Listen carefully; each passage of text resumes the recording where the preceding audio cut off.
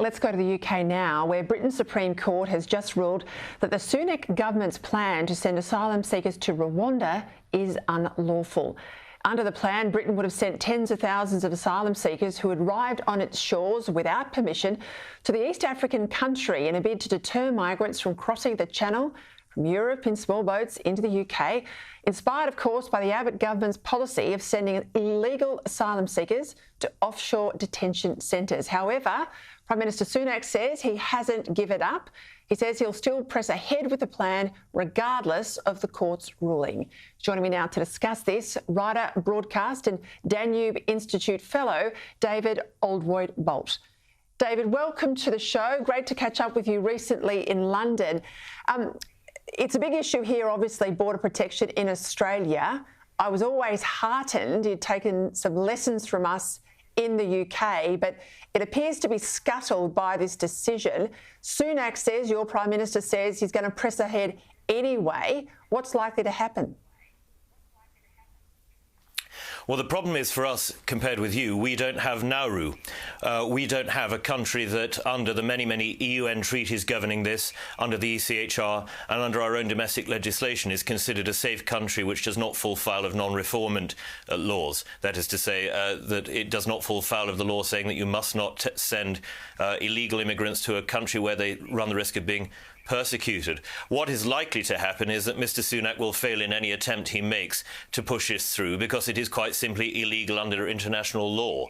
What should happen is that Mr. Sunak, if he were a statesman of any stature and vision, would now lead a Europe-wide movement to rewrite the treaties that were perfectly reasonable in the light of 1945, when this was essentially a European problem, when national borders were respected and when we did not have international immigration of this sort, of migrants from all around the world trying to seek better lives for thousands of miles around them. The problem is that I don't think that he will do that. Though Denmark, Austria, Germany, Italy, many other European countries are having similar problems, I don't think that Mr. Sunak will look at this in the round. Instead, he will try to push this through and he will fail. I guess the problem you've got too is a lot of them are young men, Arab backgrounds, coming from the same sort of regions, and they're landing in your country. They're costing your taxpayers literally millions and millions of pounds. You had a strong Home Secretary, Suella Braverman. She has now been sacked this week for issues to do with the pro-Palestinian rallies and really taking the police to task. But in her departure, she puts out a 3-page statement and she says that the Prime Minister has manifestly failed to deliver on his promises to deal with this issue and radical gender theory as well, I might add. I think she's right, but how on earth are you going to get movement if you've got someone like David Cameron, who loves his Brexit, wanted to remain, now back in the senior ranks?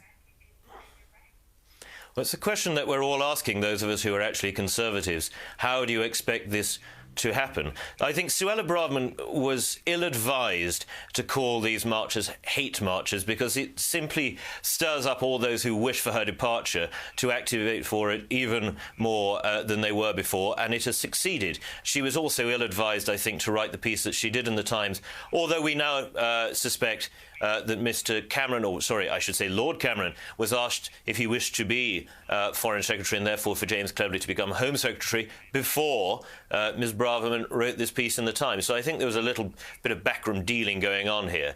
But the point remains that Mr. Sunak is not capable, under existing legislation, national or international, of getting rid of the illegal immigrants who are coming to these shores. And let us not forget that they are passing through safe countries in order to arrive here. They are then being passed on because we are seen by the rest of Europe as being essentially an easy touch. And I do wonder if there is an aspect here of revenge for Brexit, particularly from the French. They were absolutely infuriated by the vote in 2016.